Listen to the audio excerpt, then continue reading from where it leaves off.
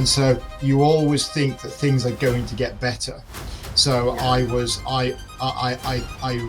the overheads fairly dramatically. I had to get rid of some key members of staff. I spoke to insolvency practitioners. They just did not speak in a language I understood, and I'm not an idiot. I might look like one, but I'm not an idiot. I started to put my own personal funds into the business. That should have been a big no-no.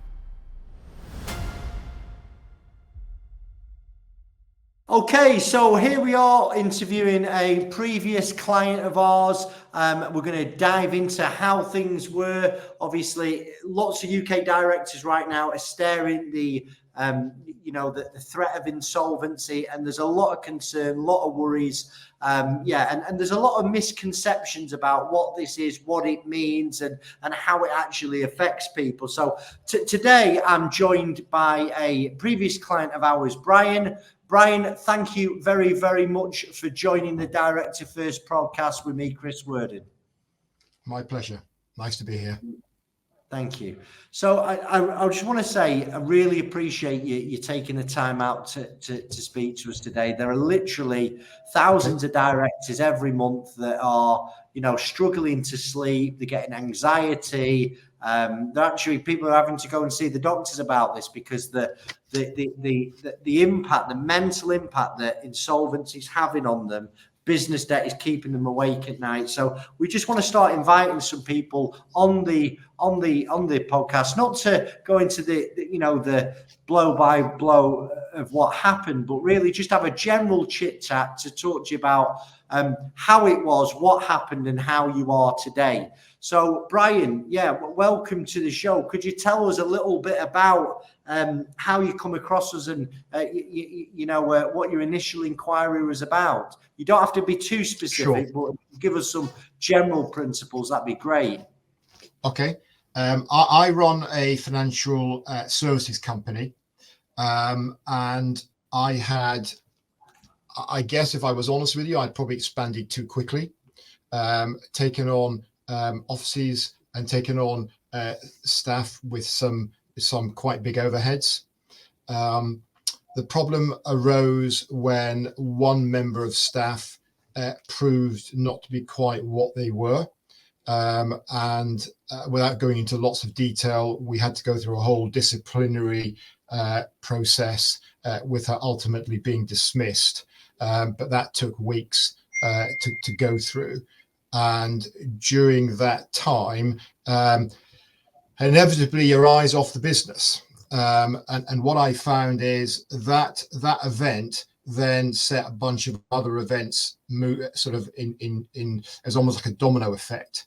And I got to a point where my staff were affected, my revenue was affected, my trading was impacted, and I was also, because of my overheads, I very quickly found myself beginning to go sort of backwards. We'd gone for growth without probably having the full sort of backing of some kind of funding or investment in place. So long story short, as owners of businesses often do, they tend to be a fairly optimistic bunch, because I think if they weren't, they probably wouldn't be in business. And so you always think that things are going to get better. So I reduced the overheads fairly dramatically. Had to get rid of some key members of staff, moved the offices to home, and basically tried to get the cost down, whilst at the same time trying to work to get some business in and through the books and get paid. That worked up to a point, but the reality is my creditors began to get pretty upset with me, as you can probably imagine. And it got to a point where I was spending a lot of my time just managing the situation. The one thing I did throughout this whole sort of process, which I guess took about it was about a 10-month process before I eventually got referred to you. And during, I suppose during that time, what I didn't do is sort of stick my head in the sand. So I replied to letters, I replied to emails, I picked up the phone to people. I never tried to avoid anyone. And I think that was, for me, that felt, number one, the right thing to do. But number two, probably helped in terms of sort of managing my creditors. But ultimately, my major creditor was HMRC. And ultimately what they started to do was push fairly hard, and I knew at that stage I had to do something, because I was just finding that this was just taking up so much of my time. So that was the point at which I got a referral from someone who had dealt with you previously, and they obviously put me in touch with you, and we jumped on a Zoom call, and it went from there.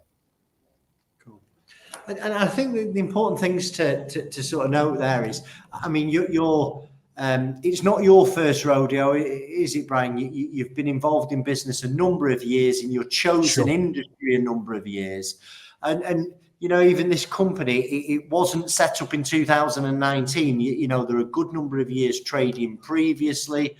You've tried to, you know, make the most of and try and get some growth, and out of nowhere, really, we have a pandemic that happens, and you know, your sector, I won't go into it on here, but I know was absolutely battered by what was going on, and deals just stopped happening, didn't they, or they got delayed, and had it not been for that, we'd have never have come across each other.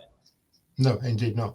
Indeed. I think there's a misconception with people that think, well, everyone who liquidates a company, they've all set out to do it, this, that, and the other. And I speak to hundreds of directors every month, and I mean, I just don't deal with those serial rogue traders. That they're just not worth the hassle. All my clients are good, honest people that have got into this situation through really no fault of their own. They try their absolute best, because, I mean, assuming, you know, presumably towards the end, Keith, you must have been struggling with this yourself also. You must have been putting personal funds or taking less wages to keep stuff going, Brian. Yeah, I was doing both. So I had actually injected quite a lot of, again, you know, ever the optimist. I'd injected quite a lot of personal funds over the course of that 12 months. I put funds in, you know, to pay staff wages, to pay rent. So effectively, you know, the staff were getting paid and I wasn't. And so there was massive impacts personally, because, you know, obviously I was using up personal savings, and I wasn't taking money out of the company. So between the two of those, it wasn't an ideal situation, either from a sort of corporate point of view, from a business point of view, or indeed from a personal point of view. The one thing I never did was not sleep. I know that some directors sort of joke about sort of losing sleep, but the one thing I never did is not sleep. I think my wife would say there would be nothing that would stop me from sleeping, but you know, at the same time, it was never far from my mind. You know, out with friends, or, you know, watching Netflix or whatever it might be, just this whole thing going on in the background was never far from my mind. And of course, I used to hate starting my day, because you just never quite knew what was going to happen that day, which creditor was going to pop up that day and cause some issues. So I think all of that sort of played into this getting to a point after about 10 months. And as I say, I probably forced it for 10 months. And during that time, put in personal funds, try to, you know, downsize and cut the overheads and try and get the business going and push the marketing. But there comes a point where, you know, the creditors aren't going to wait. And I knew I got to a point where if I didn't take the bull by the horns and sort of take matters into my own hands, they were going to do it for me. And so that's, I think, the point I got to was at when I spoke to you for the first time and said, you know, this is where we are. I mean, what were your worries when you was going through this, Brian? What was the sort of the concerns and fears that you had? I mean, inevitably, there's a being very honest, there's a pride issue. I think we like to think that as business owners, we know what we're doing, and we can handle most situations, and we like to think that we're successful. And I suppose for me, it just felt like I had failed, and that everybody would find out that I had failed. People in my industry, friends and colleagues. My family obviously knew what was going on, but they did, apart from my wife, they didn't know the full extent. But yeah, I think probably for me it was about sort of feeling that I'd failed, and that whole sort of plays into that whole sort of pride issue, which is not great. But also I think the fear of people finding out, that was probably my biggest concern, both within my sort of industry, but outside as well. And I think you've touched on another important part, and obviously I know that because I've been there. Sure. Not everybody knows this. I set up Director first. I was involved in an insolvency quite a few years ago. I went out there to try and look for advice, and it was just so confusing. Every website was different. I spoke to insolvency practitioners; they just did not speak in a language I understood. And I'm not an idiot. I might look like one, but I'm not an idiot. And I just didn't understand what they were saying. I think they were. I got spoken to in a manner that I really didn't appreciate, and eventually I found somebody who was explaining things in a little bit more detail, and I educated myself on how to explain this complex world of insolvency to an average Joe on the street, which is what I am. And that's what we're here to do. We're here to advise directors. And I had all that going on. I had so much of my self-worth tied up with this business. And previous to this business failure, I'd done okay. I would, I'm no Alan Sugar, but I'd had some reasonable, decent years. And I know that's the same for you. And then something happened, and this business that I was involved in, the whole industry changed, and I had to liquidate it. Now I realize what would happen is lots of businesses that start, they will fail. And it's not down to the director, it's down to market conditions, things change. But I think it's important as a director, they've got to see this business as just a snapshot of where they're at right now. And I know for me, I learned a lot of things through that specific company failure. And the biggest thing I learned was, and you've touched on it, the curse of the optimist. I should have dropped the minute the government changed the funding and they cut it again. I should have shut the bloody doors and made everyone redundant on that day. And I didn't, because like you, I'm like, this will turn round. I'll figure a way. And really, you've got to, when it gets tough, you've got to see things as they are, not with those rose-tinted glasses. You've got to be a little bit more ruthless and go, actually, because if it goes on for too long, what directors don't realise is they're going to spend their own money on the company, or even worse, they're going to take company funds out because they need that company money, and that's going to result in things like overdrawn loan accounts. So, yeah, exactly. A lot of what you said's resonated. I mean, have you got any advice for directors now? You're through the process, Brian. How do you feel now as things started to lift? Okay, so I think there's a few things I'd probably say is, firstly, I wish I'd done the voluntary liquidation, I suppose, 12 months earlier.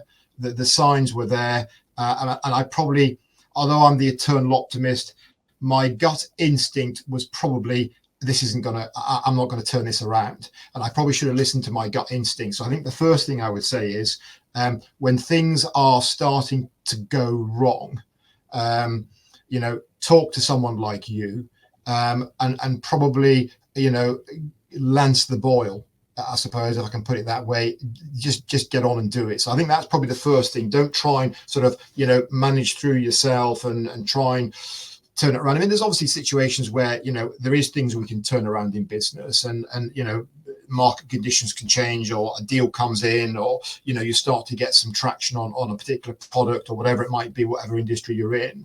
But I think for me, where I was, and I certainly think when it came to the point where I started to put my own personal funds into the business, that should have been a big no-no. And it was so that was definitely one thing. I wish I'd done it earlier. I think the second thing to probably say is, failure is part of business. Every successful business person, has got failure along the way at some point. And some of the the names that we all know, famous entrepreneurs that we see and hear about, and who on TV and so on and so forth, they've all had failure. They've all had company failures. So it's not, in that sense, it's not a disease. It's just part of being in business. And therefore, because success is just part of it, don't take it personally, in a sense. So, I probably took it a little bit personally that I'd let everybody down. I'd let my staff down. I'd let my clients down. I'd let my wife down. I'd let the rest of the family down. I'd let the revenue down, because I'm someone who really likes to pay my debts and pay my way. So I think you kind of have to get through that. And just not take it personally. It is business, and it's just, there's a set of circumstances and you just have to deal with it. I think the other thing to say is, speaking to when I spoke to you for the first time, what it probably did is begin to lift. I felt a weight off my shoulders, because I think one of the things you did was give me hope that there was a way through this. And that, liquidation wasn't the end. It was simply a stepping stone to what next. And that for me was quite important. I think that's, you may not have realized it at the time, but that's something that you did. You gave me that sort of sense that this is not, it's not terminal. It's just a stepping stone to what next. Brilliant. And I think then from that, it was probably actually saying, people don't know really. Nobody in my industry knows. My friends don't know. There are one or two people who are close who I've spoken to about it. But actually, you know what? People don't know, and I'm not sure people really care at one level. They're much more interested in their own life and what's going on in their own set of circumstances. So I think you have to get over yourself a little bit. And then I think the big thing I'd say is coming through it. I'm now running. I restarted the business just with a new name. The Liquidators took me through that process, and I was able to set up and basically get going again. But of course, now what I can do is I can concentrate on the business, whereas before there was a lot of time and energy spent on both mental and emotional energy spent on just managing my creditors and managing the whole situation, and dealing with things and speaking to people and sending emails. That's all gone. So as soon as the liquidation went through, that all went. The liquidators take it over. Your creditors stop contacting you, because there is no point in contacting you, because there's nothing to talk about. They deal with the liquidators directly. And it's meant that I've been able to move on and just get back into business, and get back doing what I do best, which is getting deals done and running a business. It's been, honestly, Brian, it's been a pleasure to have you on the show, and I think Glad to be here. That's the thing is, once you've dealt with this and you've made steps to getting it done, it frees up so much of that mental space that you can actually a business owner is there to push a business forward. We've got to get out there what generates the revenue. And when you've got all this stuff going on, your head's fighting fires, your head's worrying about what might happen. You draw a line in the sand, and like you're able to start another business in the same industry. It's not going to stop you being a director again in 99.9% of cases. Obviously, some directors get disqualified, but they've got to have done quite a lot wrong for that to happen. So, listen, is there anything else that you'd like to add to the call today? No, I don't think so. I mean, I think, I've probably told it pretty much as it is, probably other than to say that if anybody listens to this who is in the situation that I was in, 6 months ago, a year ago, just take the bull by the horns, and speak to you, and talk through their options, and find out, what needs to be done to get through all of this. So that would be my view. Yeah, just take the bull by the horns, talk to you, and find out what, as I say, it's not terminal. It becomes a stepping stone to what next, and I think you can help people do that. Brian, thank you for coming on the show. God bless you, my friend. My pleasure. I'm going to end the Okay, take recording care. now.